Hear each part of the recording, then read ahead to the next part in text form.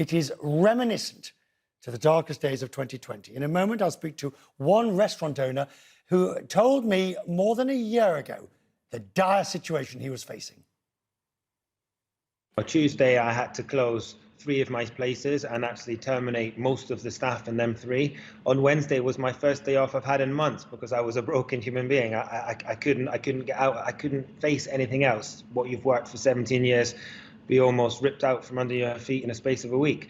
But from today, I feel a lot more reassured that the other venues that I have and the staff that I've got with me will be able to survive 3 months. And then hopefully go back to business. Business won't go as good as it was, a month ago, but it's definitely a start.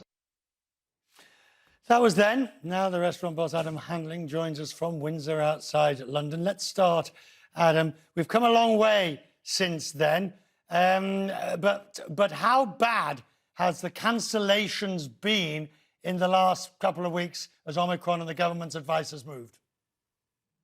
Hi, Richard. It's been a year.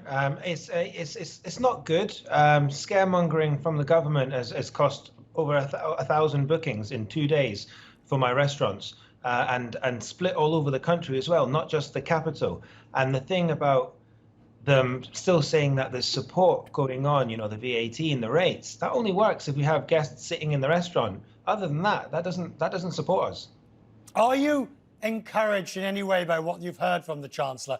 That there are the existing and that they will keep reviewing this? Or do you feel either too little too late, or you're just going to have to muddle through on your own? I would never like to be a politician in this time of year, nor last, but it seems to be a repeating subject. They say something first and then they react later. And that really does affect business. And I understand the priority is safety, for sure, for my staff and for my guests. That is predominantly all I really care about.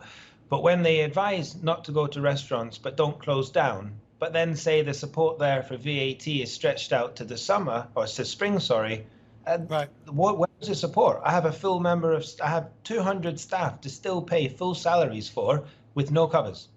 And are you doing vaccine mandates? Are you insisting that your staff are vaccinated? We're insisting that the staff are vaccinated. Whether or not they do it, it is a personal choice. There are a few that are just dead against it. I'm not too sure I understand why either, but it's their own choice, and I have to go with that, really. And how do you handle that in terms of front-facing staff for, or do you find them other duties back of house, or can you just have to muddle on through with a mask and a test? Sadly, it's muddle on with a mask and a test. Business has to continue. Viruses typically, as I'm told, stick around for 7 years, and it's going to continually keep changing. It's going to continually keep advancing. So I think when it becomes winter time in particular, next year, we're going to be sitting here having the same conversation and the same results are going to be happening. I think we need to adapt now ourselves, play safe, but have the support and stop scaring people. And finally, how are you handling it all?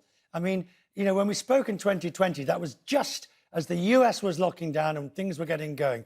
Well, you had the job retention scheme, you had the various schemes from the British. You stayed in business, thank God, sir. And congratulations to you for doing that. But how are you handling it all personally? I'm good. A lot of my staff are off because they've got COVID. So me and the senior team, we're working harder than ever. I don't want to have to be forced to close because the staffing is so stretched. So we're all working our socks off to make sure that the guests that have booked and the guests that are supporting our restaurants still get to celebrate their Christmas with us. Adam, I was looking back at the transcript of when we spoke. I promised to come and have a meal, which I said I'd pay for, which I still will. And it's a promise I repeat.